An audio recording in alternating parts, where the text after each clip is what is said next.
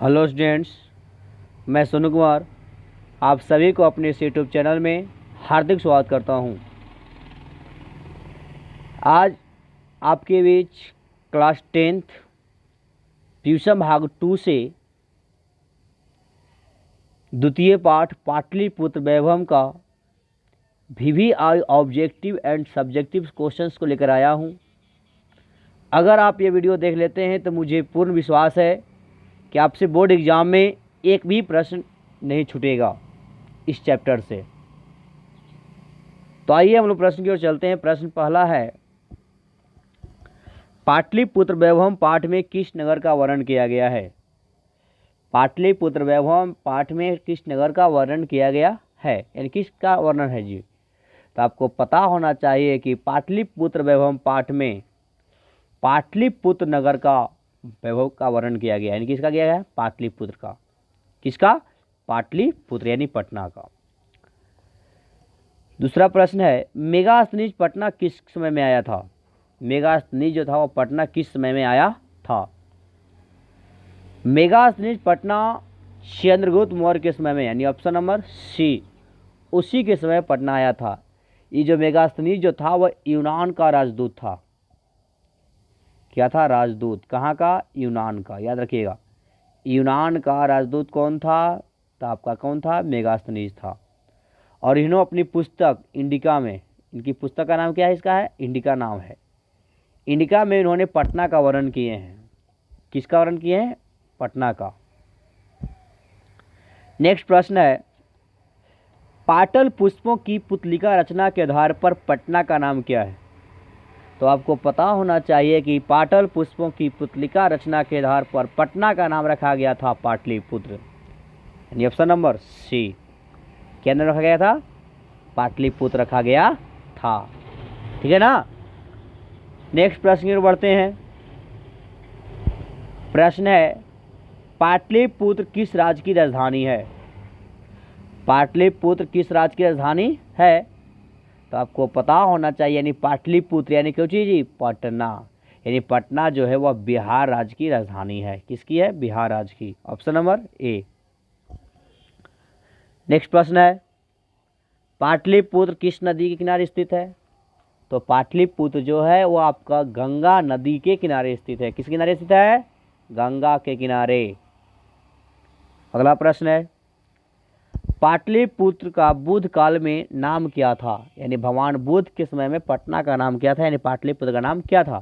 तो नाम था पाटलीग्राम, यानी ऑप्शन नंबर सी, पाटलीग्राम। क्या नाम था? पाटलीग्राम।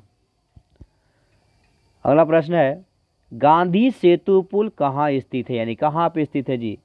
तो आपको पता होना चाहिए कि गांधी सेतु पुल जो है आपको पाटलिपुत्र यानी पटना में है। Option number D. कहाँ में है? पटना में। कहाँ में? पटना में। ठीक है ना। अगला प्रश्न है, पटना नगर की पालिका देवी कौन है? पटना नगर की पालिका देवी कौन है? तो आपको पता होना चाहिए कि पटना नगर के पालिका देवी जो था वह कौन थी? पटन देवी था। कौन है? पटन देवी। पटन देवी को ही पटना नगर की पालिका देवी कहा जाता है। आज भी पटन देवी का पूजा किया जाता है। नेक्स्ट प्रश्न है, कूटनिमतम काव्य के कवि कौन है? तो कूटनिम के लेखक कौन थे? दामोदर गुप्त हैं। कौन है? दामोदर गुप्त। अगला प्रश्न है, राजशेखर की रचना कौन सी है? ऑप्शन ए है कौची? काव्य मीमांसा। राजशेखर रचना कौन है? काव्य मीमांसा। Option number A.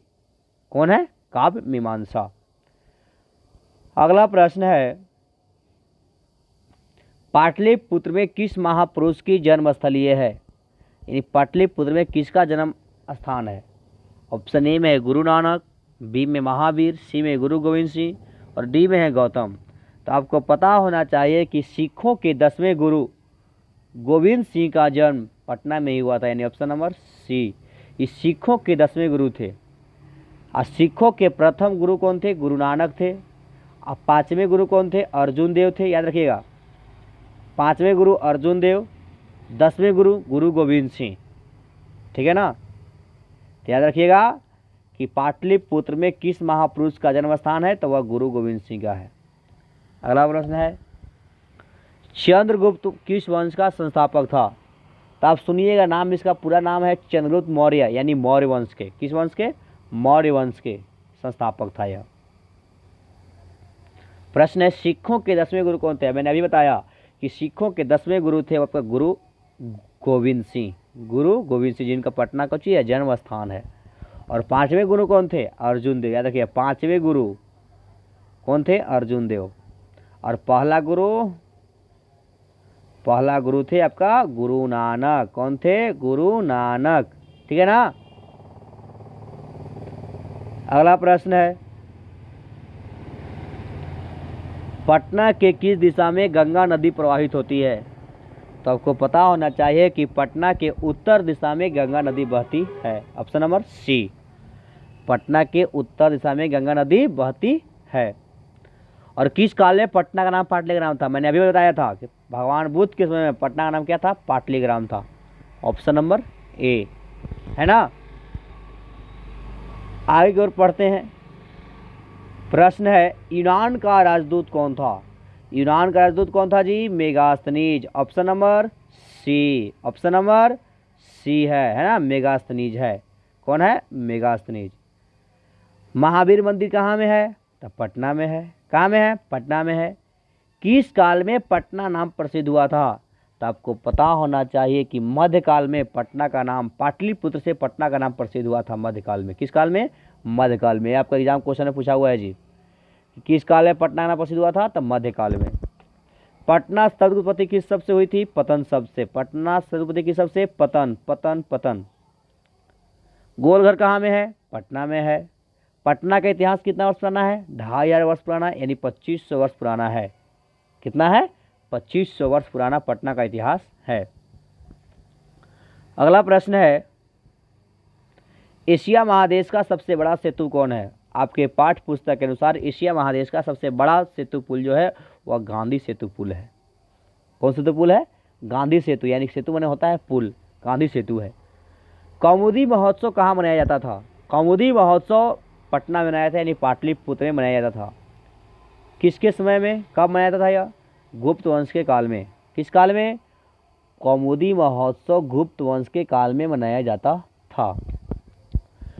और यह महोत्सव जो था वह हमेशा शरद ऋतु में होता था, यानी कौमुदी महोत्सव किस ऋतु में?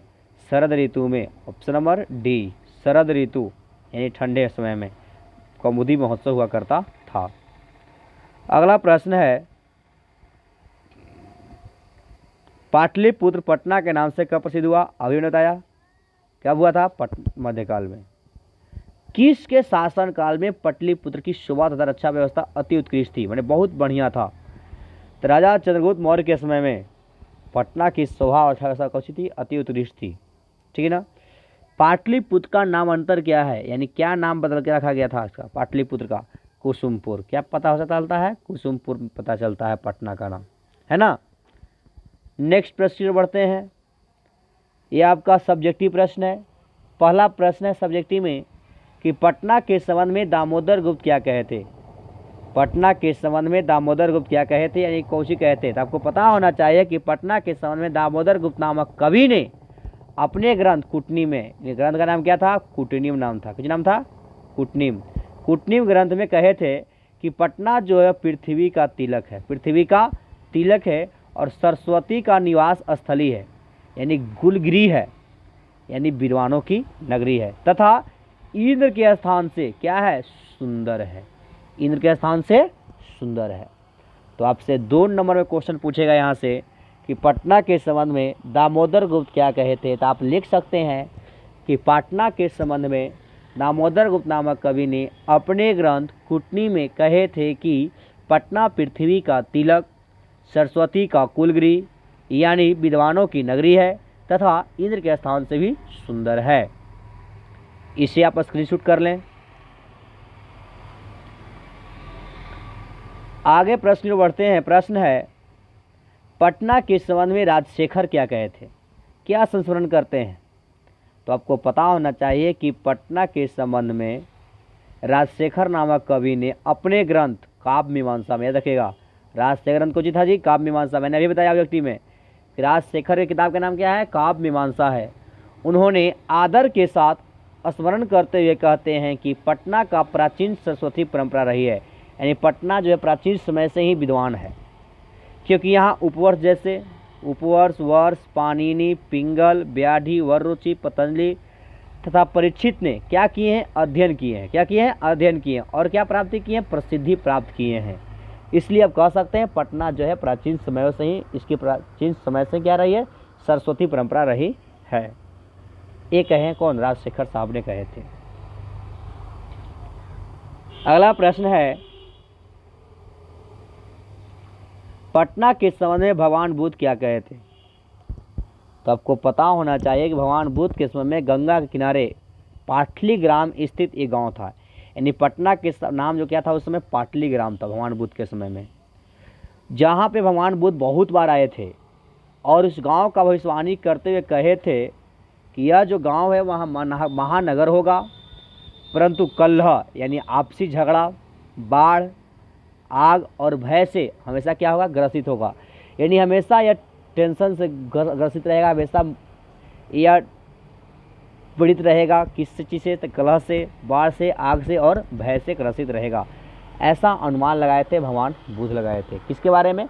पटना गांव के बारे में, यानी पाटलीग्राम के बारे में। अगला प्रश्न है, सिख संप्रदाय के लिए पटना क्यों महत्वपूर्ण है? तो आपको पता होना चाहिए कि सिख संप्रदाय के लिए पटना अति महत्वपूर्ण है, क्योंकि वहीं पे उनके 10वें गुरु गोविंद सिंह का क्या है? जन्म स्थान है। और उनका जो जन्म स्थान है वह गुरुद्वारा के नाम से प्रसिद्ध है, जहाँ देश के बहुत सारे तीर्थयात्रीगण क्या करते हैं? उनके दर्शन करने के लिए आते हैं। किनके दर्शन के लिए आते हैं? गुरु गोविंद सिंह के। और प्रत्येक वर्ष प्रकाश वर्ष के रूप में मनाया जाता है इन्हीं के याद में। कहाँ में? पटना में। तो आप इसे लिख सकते हैं कि सिख से पटना अति महत्वपूर्ण है, क्योंकि इनके 10वें गुरु कौन? गोविंद सिंह का जन्म स्थान है। उनका जन्म स्थान क्या के नाम प्रसिद्ध है? गुरुद्वारा का नाम प्रसिद्ध है, जहाँ बहुत से क्या करते हैं? तीर्थयात्रीगण क्या के लिए आते हैं? दर्शन के लिए आते हैं। अगला प्रश्न है, पटना के मुख्य दर्शनीय स्थलों का नाम उल्लेख करें, यानी नामों को लिखें। तो आपको पता होना चाहिए कि बिहार राज्य की राजधानी पटना नगर में प्रमुख दर्शनीय स्थल इस प्रकार हैं, यानी देखने योग्य हैं। कौन कौन स्थल है? जैसे गोलघर, तारामंडल, जैविक उद्यान, संग्रहालय यानी म्यूजियम, हाई कोर्ट, महावीर मंदिर, गुरुद्वारा, मौर्यकालीन अवशेष, है ना। ये सभी सारे आपको क्या है? देखने योग्य हैं। जैविक उद्यान का मतलब कौन चीज़? चिड़ियाघर। आप समझ ही रहे हैं, आप लोग पटना में है, अक्सर लोग घूमने जाते हैं, यहाँ देखने जाते हैं इस स्थल को।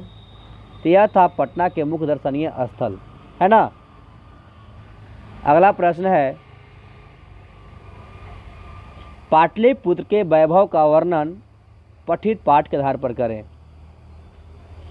बिहार राज्य के राजधानी नगर पटना सभी समयों में अपने महत्व को हरण किया है, सभी समय में अपने महत्व को हरण किया है। ऐसा किनका मानना है? प्राचीन समय से सरस्वती परंपरा रही, ऐसा राजशेखर ने कहे थे।